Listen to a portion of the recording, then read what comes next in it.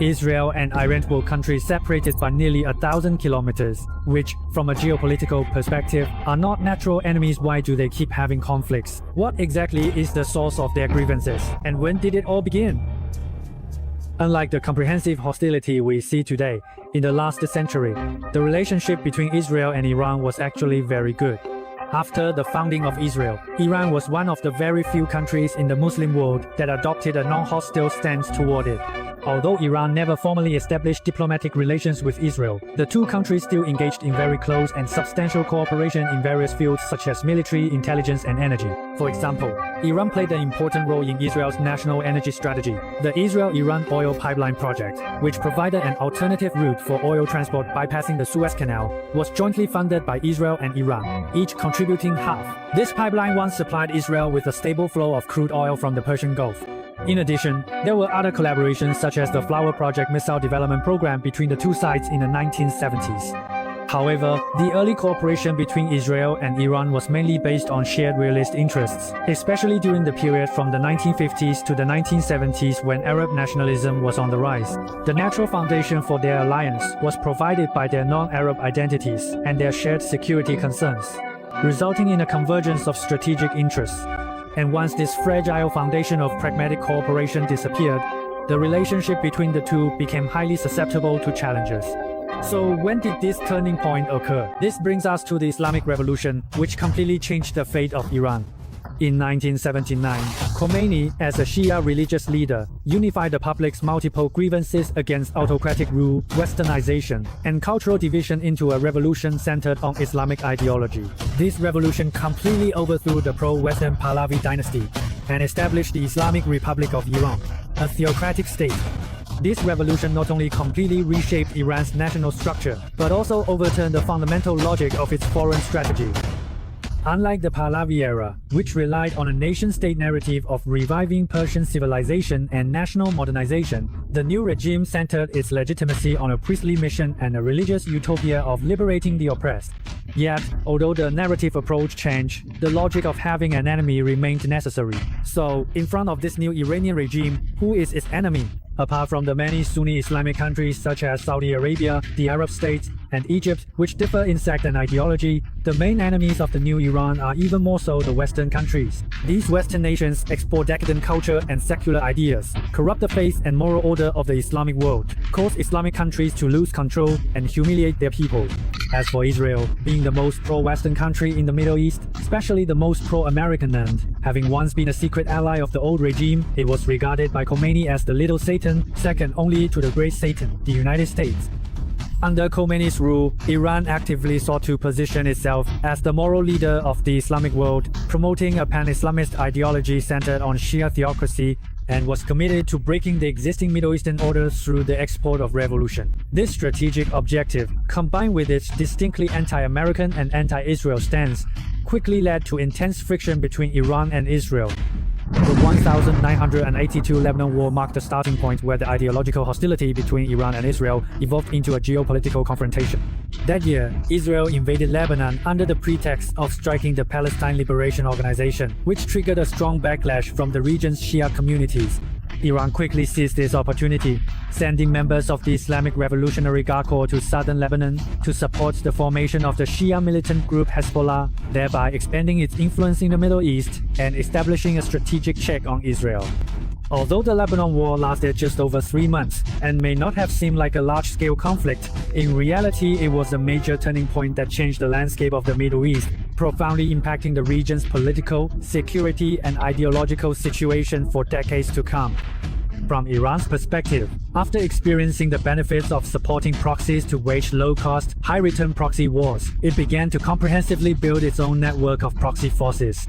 After that, numerous Iranian proxies sprang up like mushrooms, including organizations such as Palestinian Islamic Jihad, Syria's Fatemiyon Brigade, and Iraq's Popular Mobilization Forces, among many other armed groups.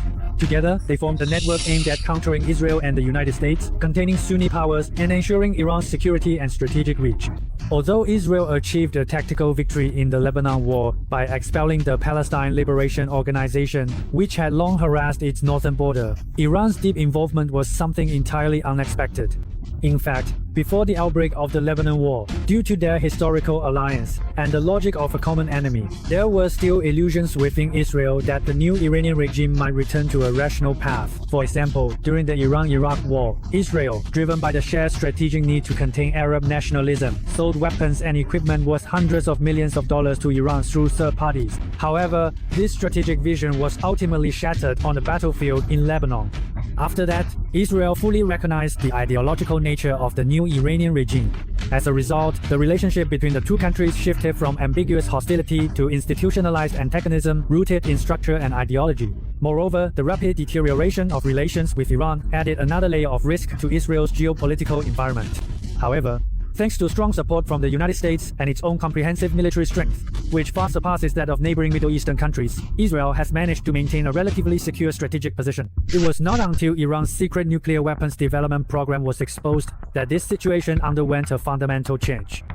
In 2002, the exiled organization, People's Mujahideen of Iran, which had broken with Iran due to political differences, revealed explosive news claiming that there were two nuclear facilities in Natanz and Arak within Iran that had not been reported to the International Atomic Energy Agency, and that it was highly likely Iran was secretly developing nuclear weapons.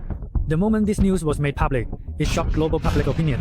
Although Iran's nuclear program began as early as the 1950s with support from countries such as the United States and Israel, it had long been widely believed that its development goals were limited to civilian nuclear energy. It was not until this exposure that Iran was officially accused of violating its obligations under the Nuclear Non-Proliferation Treaty. Because of the immense destructive power of nuclear weapons over conventional arms, as early as 1970, the world's major countries signed the Nuclear Non-Proliferation Treaty, whose core principle is that nuclear armed states must not spread nuclear weapons to others. Non-nuclear weapon states can develop peaceful nuclear energy, but must be subject to comprehensive supervision by the International Atomic Energy Agency. According to investigations, though Iran's nuclear program hadn't entered the actual stage of producing nuclear bombs, it had completed key dual-use technological preparations, possessing the capability to break the threshold. And the country most alarmed by Iran's development of nuclear weapons is undoubtedly Israel, which has long become its arch-enemy through years of conflict. Because Israel has a small territory and a highly concentrated population, it has almost no room to withstand a nuclear strike, making it one of the most vulnerable countries in the world to nuclear attacks.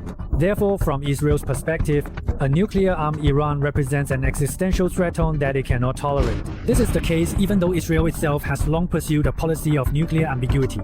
To prevent Iran from crossing the nuclear threshold, Israel has since 2002 launched a multi-pronged strategy against Iran, including diplomatic pressure, intelligence sabotage, and military threats. Meanwhile, faced with various external pressures and its own strategic considerations, Iran's stance has also fluctuated. In short, after several decades, not only has Iran's nuclear issue failed to be fully resolved, it has also become a strategic lever that disrupts the security balance in the Middle East and heightens the risk of great power rivalry and regional war.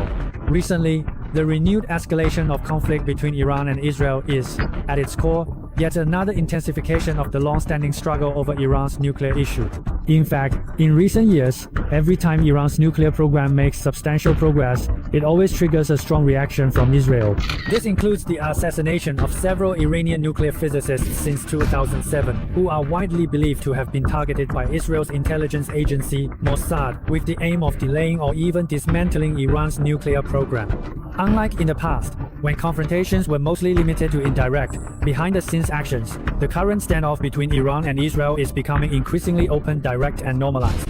Whether it is the contest over nuclear capabilities or the military conflicts waged through proxies on Middle Eastern battlefields, both sides are continually pushing beyond the boundaries of previously limited and controllable conflicts, causing the risk to regional stability to rise sharply.